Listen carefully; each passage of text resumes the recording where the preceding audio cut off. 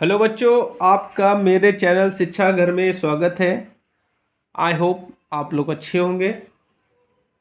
आज मैं आप लोगों के लिए यूपीपीसीएल TG2 की तैयारी के लिए सिंक्रोनस मोटर के 50 टॉप गोल्डन क्वेश्चंस बताने जा रहा हूँ। अगर आप मेरे चैनल पर नए हैं तो प्लीज़ मेरे चैनल को लाइक करिए, शेयर करिए एंड सब्सक्राइब करिए, जिससे आपकी और आपके दोस्तों की तैयारी हो सके। चलिए स्टार्ट करते हैं। तुल्यकालिक मोटर का सॉफ्ट बना होता है, ठीक है। जो सिंक्रोनस मोटर होता है उसको जो सॉफ्ट होता है किसका बना होता है, ये क्वेश्चन पूछ रहा है। बोल दिया है, हल्के स्टील को बोलते हैं माइल्ड स्टील। क्या बोलते हैं? Mild steel. Chrome steel, alnico, stainless steel. तो बच्चों जो इसका सॉफ्ट होता है वो क्या होता है? माइल्ड स्टील का बना होता है, ठीक है। चलिए अगला क्वेश्चन देखते हैं। एक त्रिकला मतलब थ्री फेस सिंक्रोनस मोटर में होता है, क्या होता है? स्लिप रिंग नहीं होता है, 3 स्लिप रिंग होते हैं, 4 स्लिप रिंग होते हैं, 2 स्लिप रिंग होते हैं। तो बच्चों जो आपकी थ्री फेस सिंक्रोनस मोटर होती है उसमें 2 स्लिप रिंग होते हैं। क्या होते हैं? 2 स्लिप रिंग। चलिए अगला क्वेश्चन देखते हैं। एक तुल्यकालिक मोटर में स्लिप रिंग ले जाता है, डिस्च धारा लेता है, प्रत्यावर्ती धारा लेता है, कोई धारा नहीं लेता है, उपरोक्त सभी। तो देखिए जो स्लिप रिंग होता है वो इस किसकी तरह कार्य करता है? कम्यूटेटर की तरह कार्य करता है, ठीक है। ये क्या करता है? ये डीसी करंट को लेता है, डीसी करंट को लेता है, ठीक। चलिए अगला क्वेश्चन देखते हैं। एक सिंक्रोनस मोटर की गति होती है, परिवर्तित होती है मतलब वेरिएबल होती है, स्थिर होती है, पूर्णतया स्थिर होती है और कोई नहीं। तो बच्चों आपकी जो सिंक्रोनस मोटर होती है जो उसकी स्पीड होती है वो क्या होती है? सिंक्रोनस स्पीड होती है। क्या होती है? सिंक्रोनस स्पीड, सिंक्रोनस स्पीड, जिसको हम लोग रिप्रेजेंट करते हैं NS से। और अगर NS का फॉर्मूला देखा जाए तो ये होता है 120F/P। NS क्या है? आपकी सिंक्रोनस स्पीड होगी, F क्या है? फ्रीक्वेंसी होगी, P क्या है? पोल्स हो जाएंगे। तो इसमें आंसर क्या होगा? पूर्णतया स्थिर मतलब सिंक्रोनस स्पीड होती है। चलिए अगला क्वेश्चन देखते हैं। बहुत इंपॉर्टेंट क्वेश्चन है बच्चों, ये कई एग्जाम्स में पूछा गया है। एक सिंक्रोनस मोटर की संरचना डैश डैश के सदृश होती है। मतलब ये कह रहा है कि जो सिंक्रोनस मोटर होती है उसका स्ट्रक्चर किसके समान होता है? एक सीरीज मोटर के समान होता है, एक इंडक्शन मोटर के समान होता है, एक अल्टरनेटर के समान होता है, एक रोटरी कन्वर्टर के समान होता है।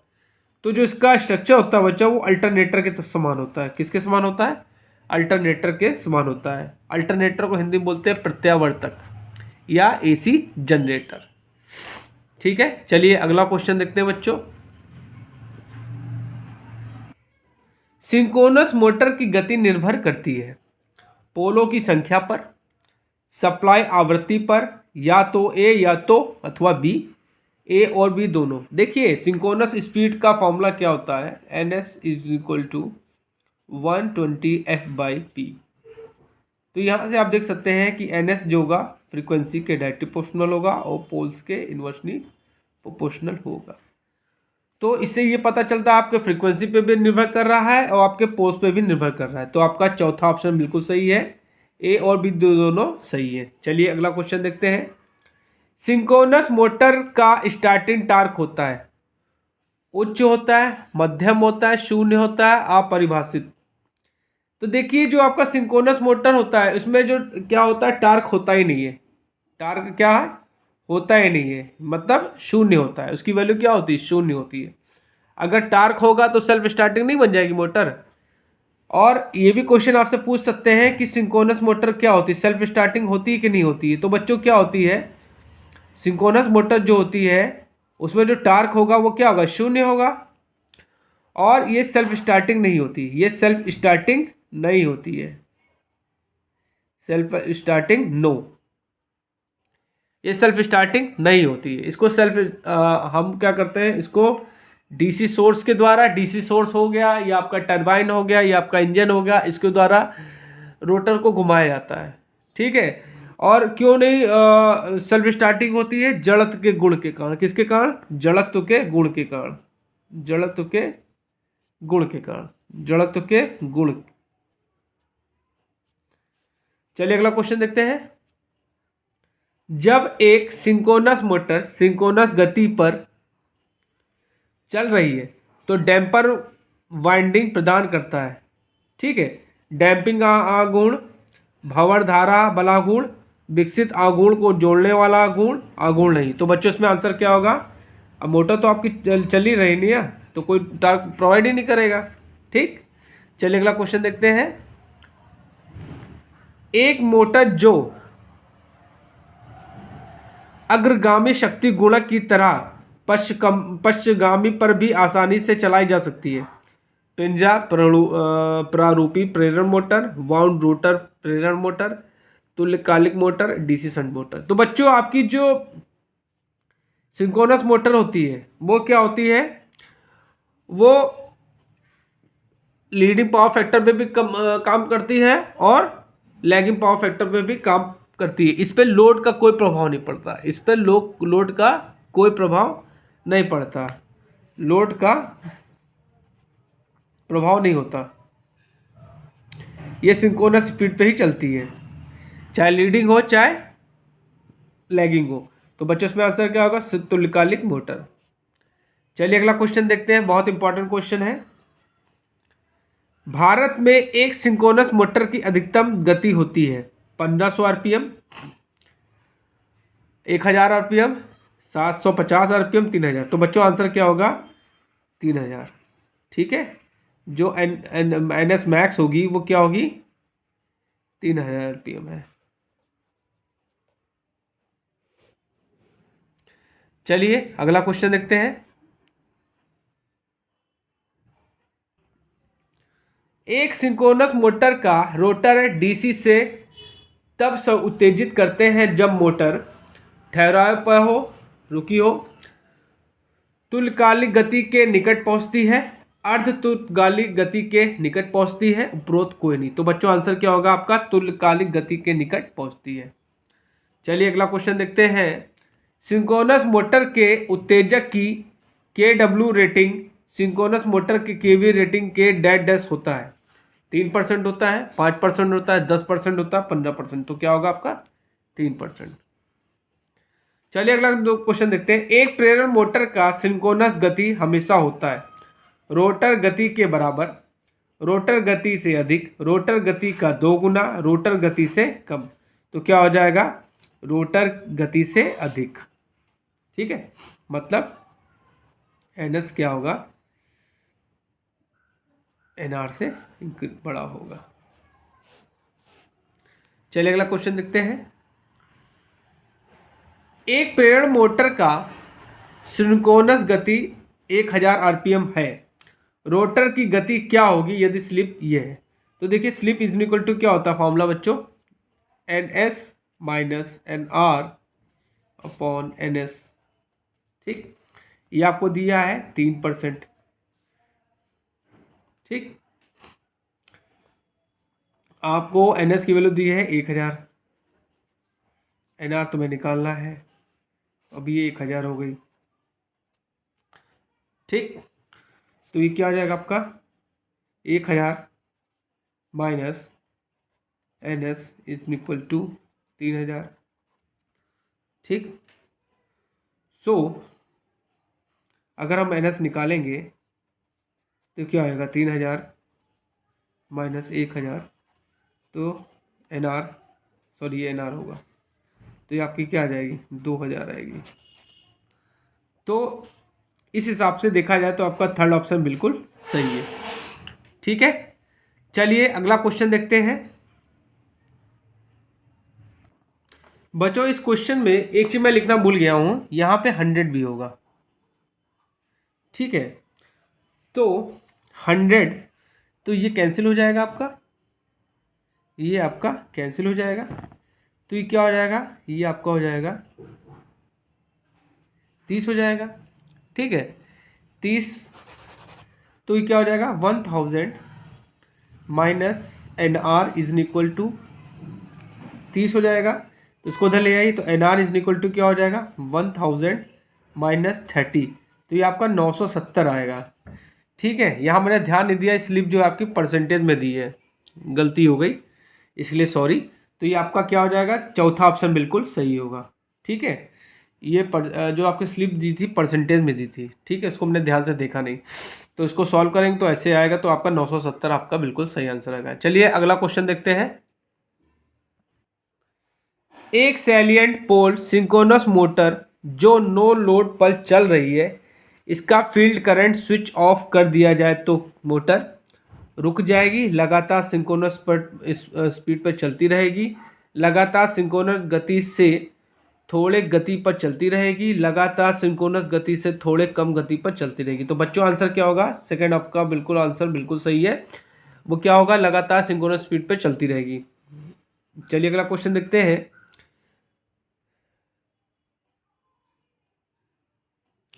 एक तुल्यकालिक मोटर का आकार निर्धारित किया जाता है इसके डैश डैश द्वारा, केवी रेटिंग के अकॉर्डिंग, केडब्ल्यू रेटिंग के अकॉर्डिंग, केवीआर रेटिंग के अकॉर्डिंग, नन। तो बच्चों आंसर क्या हो गया, केवीए रेटिंग। केवीए रेटिंग के आधार पर इसका हम आकार डिसाइड करते हैं। चलिए अगला क्वेश्चन देखते हैं।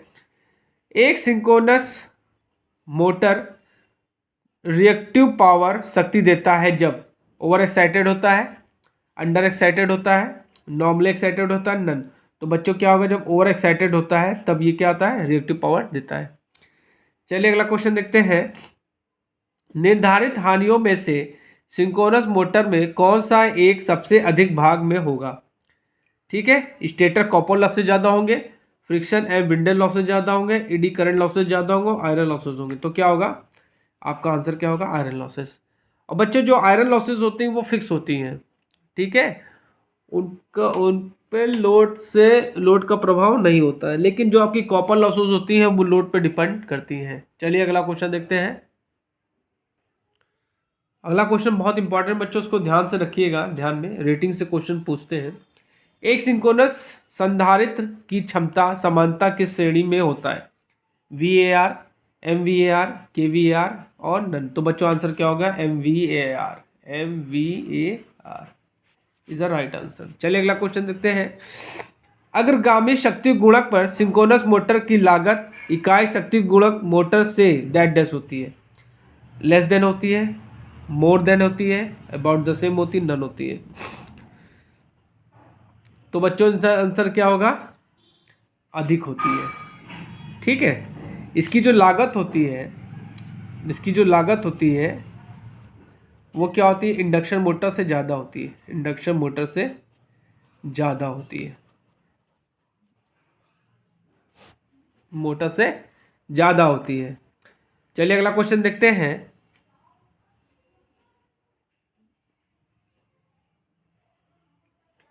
एक समान मोटर के रोटर की घटना, दोलन की घटना जिसके संतुलन को हटाने या लोड बढ़ाने पर नए लोड के अनुरूप स्थिति के बारे में कहा जाता है। स्विंगिंग कहा जाता है, क्रॉलिंग कहा जाता है, हंटिंग कहा जाता है, नन कहा जाता है। तो बच्चों क्या कहा जाता है, हंटिंग कहलाता है। ठीक है, चलिए अगला क्वेश्चन देखते हैं। बच्चों एक क्वेश्चन आपसे ये भी पूछ सकता है कि सिंक्रोनस मोटर में हंटिंग को प्रॉब्लम जो है, ऑक्सीलेशन जो जनरेट होते हैं उनको हटाने के लिए क्या करते हैं, तो हम लोग डैम्पर वाइंडिंग का प्रयोग करते हैं। चलिए अगला क्वेश्चन देते हैं। एक थ्री कला तुल्यकालिक मोटर डैश डैश के कारण दोलन करती है,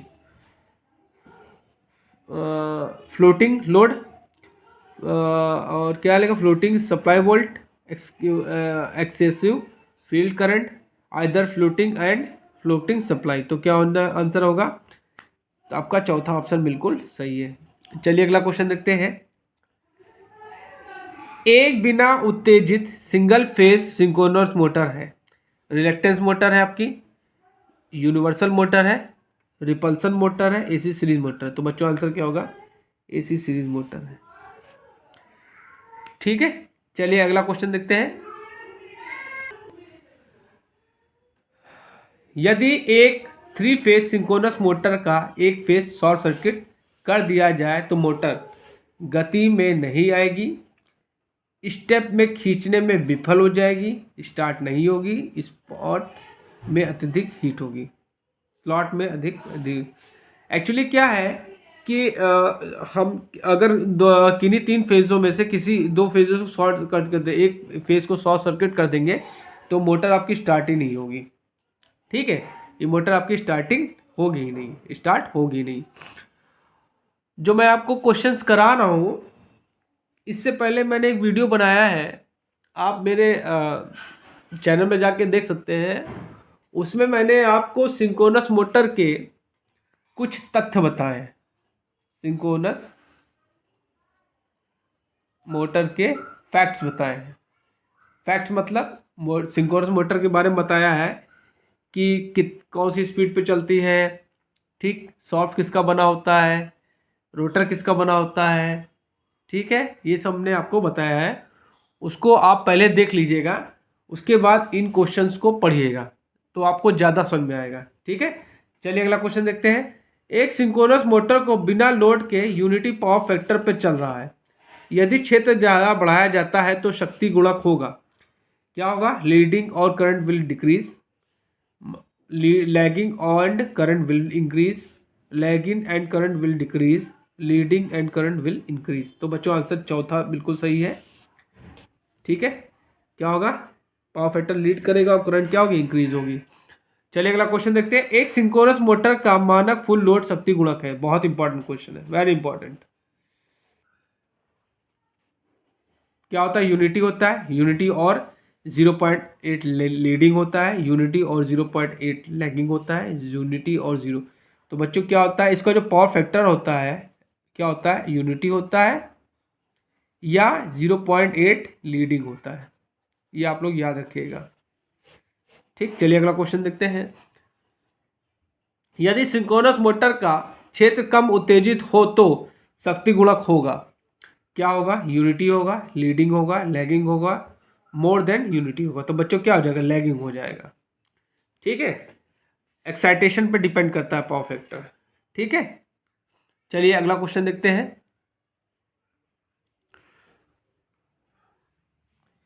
सिंक्रोनस मोटर के पास समानता होती है, सिलेंड्रिकल रोटर होता है, साइलेंट पोल रोटर होता है, both A and B are correct, none of this. तो बच्चों क्या होता है? साइलेंट पोल टाइप का रोटर होता है इसका। ठीक है, चलिए अगला क्वेश्चन देखते हैं। अति उत्तेजित सिंक्रोनस मोटर डैश डैश पर प्रचालित होती है, यूनिटी पावर फैक्टर पे, लैगिंग पावर फैक्टर पे, लीडिंग पावर फैक्टर पे, नन ऑफ दिस। तो बच्चों आंसर क्या होगा? लीडिंग पावर फैक्टर पे। आपसे ये भी क्वेश्चन पूछा जा सकता है कि सिंक्रोनस मोटर का प्रयोग क्यों करते हैं? तो हम लोग क्या करते हैं? पावर फैक्टर इंप्रूवमेंट के लिए करते हैं, पावर फैक्टर इंप्रूवमेंट के लिए।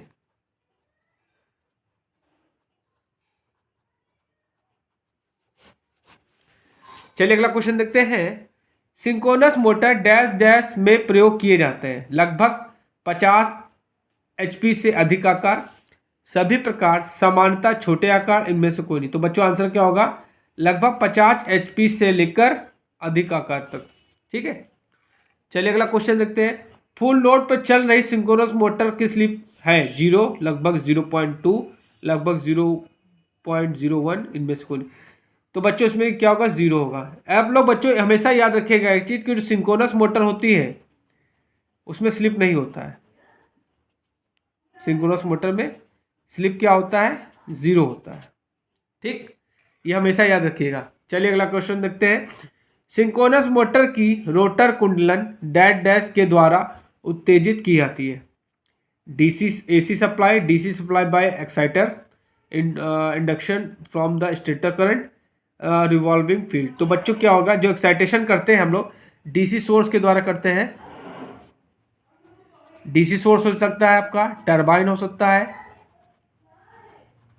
और इंजन हो सकता है। इन सब से हम लोग उसका एक्साइटेशन करते हैं। ठीक, चलिए अगला क्वेश्चन देखते हैं। सिंक्रोनस मोटर के रोटर को सप्लाई वोल्टेज देते हैं 400 volt AC, 400 volt DC, 100 AC से 100 से 250 वोल्ट डीसी, 400 वोल्ट डीसी। तो बच्चों आंसर क्या होगा? 100 से 250 वोल्ट डीसी हम लोग इसको सप्लाई देते हैं, ठीक, जिससे एक्साइटेशन करना हो, ठीक। एक सिंक्रोनस मोटर सदैव सिंक्रोनस स्पीड पे चलती है क्योंकि आर्मेचर कुंडलन के कार्य के कारण लेंज के नियम का उल्लंघन नहीं किया जा सकता, स्टेटर और रोटर के बीच में चुंबकीय लॉकिंग के कारण। बच्चों क्या होता है कि इसके जो पोल्स होते हैं इंटरलॉक हो जाते हैं आपस में, स्टेटर और रोटर के पोल्स क्या होता है एक दूसरे आपस में इंटरलॉकिंग हो जाती है, इसी कारण क्या होता है ये सिंक्रोनस स्पीड पे चलते हैं। चलिए अगला क्वेश्चन देखते हैं। एक त्रिकला सिंक्रोनस मोटर में ऋणात्मक फेज अनुक्रम विद्यमान होता है जब मोटर अति भारित है, मोटर कम भारित है, असंतुलित वोल्टेज की आपूर्ति की जाती है, आर्मेचर गर्म होता है। तो बच्चों क्या होगा? असंतुलित वोल्टेज की आपूर्ति की जाती है। चलिए अगला क्वेश्चन देखते हैं। एक सिंक्रोनस मोटर की गति को परिवर्तित किया जा सकता है इसके डैश डैश परिवर्तन द्वारा, excitation, supply voltage, supply frequency, load. तो बच्चों आंसर क्या होगा? सप्लाई फ्रीक्वेंसी, ठीक है। देखिए NS is equal to 120F/P। तो यहाँ से आप क्या देख सकते हैं कि NS किसके डायरेक्टली प्रोपोर्शनल है? फ्रीक्वेंसी के। तो हम सप्लाई फ्रीक्वेंसी को अगर परिवर्तित करेंगे तो इसकी स्पीड क्या होगी? परिवर्तित हो जाएगी। चलिए अगला क्वेश्चन देखते हैं।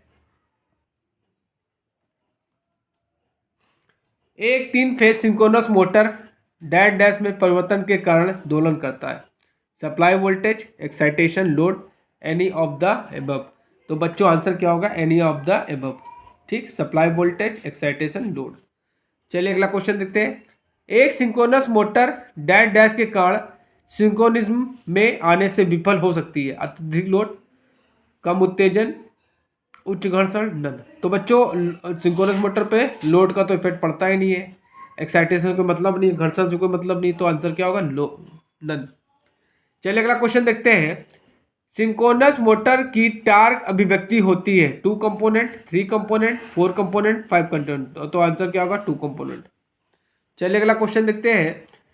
एक सिंक्रोनस मोटर का लोड कोण डैश डैश के कारण के साथ बदलता है, केवल लोड, लोड और गति, लोड, गति और शक्ति गुणक, नन। तो बच्चों आंसर क्या होगा? केवल लोड। चलिए बच्चों अगला क्वेश्चन देखते हैं।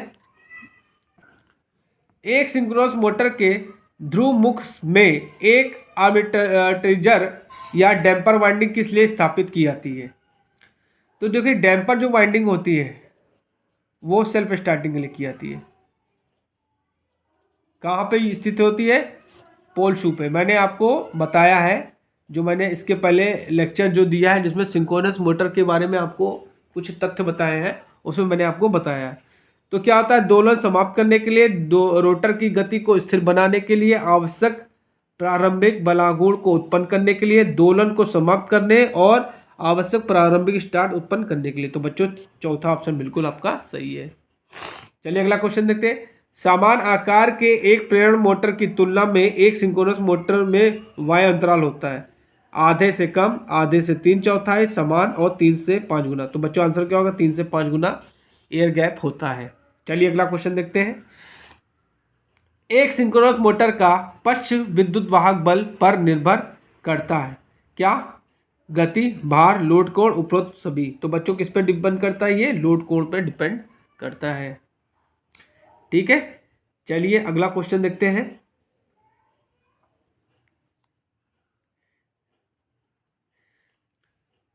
आप किस मोटर को एक वैद्युत घड़ी के चालन के लिए चुनेंगे? स्टेपर मोटर को करेंगे, सिंगल फेस इंडक्शन मोटर करेंगे, सिंगल फेस कैपेसिटर मोटर करेंगे, सिंक्रोनस मोटर। तो बच्चों आंसर क्या होगा? Synchronous motor. एक्चुअली क्या है, जो इलेक्ट्रिक घड़ियां होती हैं उसमें हम लोग सिंक्रोनस मोटर का ही प्रयोग करते हैं, ये आप हमेशा याद रखिएगा। चलिए अगला क्वेश्चन देखते हैं। छोटा तुल्यकालिक मोटर डैश डैश के द्वारा स्टार्ट किया जाता है, variable frequency source, damper winding, pony motor, none. तो बच्चों आंसर क्या होगा? Damper winding. चलिए अगला क्वेश्चन देखते हैं। अधिकांश synchronous motor dash dash power factor के मोटर्स होते हैं, 0.8 लैगिंग, 0.8 लीडिंग, 0.5 लीडिंग, यूनिटी। तो बच्चों आंसर क्या होगा? 0.8 लीडिंग, ठीक है। इनका जो पावर फैक्टर होता है या तो ये 1 होगा या 0.8 लीडिंग होगा। हमेशा याद रखिएगा बच्चों सिंक्रोनस मोटर के लिए। ठीक, चलिए अगला क्वेश्चन देखते हैं। सिंक्रोनस मोटर की न्यूनतम आर्मेचर धारा डैश पर प्रचालन से प्राप्त होती है। 0.8 power factor leading, unity power factor, 0 power factor leading, none. तो बच्चों आंसर क्या होगा? Unity power factor. चलिए अगला क्वेश्चन देखते हैं। एक सिंक्रोनस मोटर द्वारा विकसित यांत्रिक शक्ति डैश से स्वतंत्र होता है। Torque angle, field excitation, speed, applied stator voltage. तो बच्चों आंसर क्या होगा? स्पीड। चलिए अगला क्वेश्चन देखते हैं बच्चों। जब एक 3 फेज सिंक्रोनस जनरेटर शून्य गुणक पश्चगामी लोड सप्लाई दे रहा है तो आर्मेचर क्षेत्र मुख्य क्षेत्र को निम्न प्रभावित करता है। सीधा इसका विरोध करता है, इसको क्रॉस चुंबकित करता है, सीधा इसकी वृद्धि करता है, नन। तो बच्चों आंसर क्या होगा? पहला ऑप्शन बिल्कुल सीधा इसका विरोध करता है। चलिए अगला क्वेश्चन देखते हैं। एक सिंक्रोनस मोटर का पुल आउट टॉर्क क्षेत्र उत्तेजन बढ़ाने पर डिक्रीज होगा, इंक्रीज होगा, रिमेन्स अनचेंज होगा, नन। तो बच्चों क्या होगा? इंक्रीज होगा। चलिए अगला क्वेश्चन देखते हैं। एक सिंक्रोनस मोटर का वी कर्व डैश के बीच संबंध देता है। तो जो वी कर्व होता है बच्चों, ठीक है, ये वी कर्व ऐसे होता है, हम बता दे रहे हैं आपको। ये आपकी आर्मेचर करंट हो गई, ये आपका फील्ड करंट हो गया। ऐसे बनेगा जब ये आपका लोड क्या होगा? 0 लोड होगा। जब हाफ लोड होगा तो ऐसे बनेगा, और फुल लोड पे ऐसे बनेगा। और ये आपका लैगिंग पावर फैक्टर होता है, लैगिंग पीएफ, और ये आपका होता है लीडिंग पीएफ। ठीक, तो चलिए ऑप्शन देख लेते हैं क्या दिया इन्होंने। तो क्या पता चला आपको कि आर्मेचर करंट और फील्ड करंट के बीच में होता है। ठीक, चलिए ऑप्शन क्या दिया है ये देख लेते हैं बच्चों। बैक ईएमएफ ईबी और आर्मेचर करंट, आर्मेचर आइए for a fixed power factor.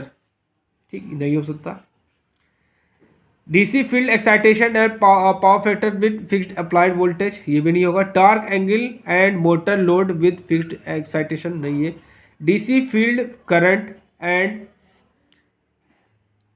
And armature current for a given load on the rotor. तो बच्चों लोड्स में मैंने आपको बताया 0 लोड पे ऐसे होगा, हाफ लोड पे ऐसे होगा, फुल लोड पे ऐसे होगा। तो बच्चों आपका चौथा ऑप्शन बिल्कुल सही है। लास्ट क्वेश्चन देखते हैं भैया। बच्चों बहुत इंपॉर्टेंट है, ये आपके एग्जाम में पूछा जा सकता है। और अभी तक अगर आपने मेरे चैनल को सब्सक्राइब नहीं किया है तो इसको लाइक करिए, शेयर करिए एंड सब्सक्राइब करिए, जिससे मैं आप लोगों की एग्जाम की तैयारी करवाता रहूं और आप निश्चित तौर पर सफलता प्राप्त करेंगे और पक्का 100% आप लोग लाइनमैन बनेंगे, TG2 बनेंगे। एक ठीक से डिजाइन तुल्यकालिक मशीन की क्षमता लगभग होती है 60% होती है, 80% होती है, 92% होती है, 99%। तो बच्चों आंसर क्या होगा? 92% होती है। ठीक बच्चों, तो बच्चों जो मैं आपको क्वेश्चंस कर रहा हूं उनको ध्यान से देखिए, समझिए, हो सके तो नोट्स में भी लिख लीजिए, आपके काम आएंगे। नेक्स्ट सिंक्रोनस मोटर के 50 ऑब्जेक्टिव क्वेश्चंस मैं आपको नेक्स्ट लेक्चर्स में दूंगा। तब तक आप मेरे द्वारा बनाए गए वीडियोस को देखिए, समझिए और नोट्स को बनाइए। Thank you so much.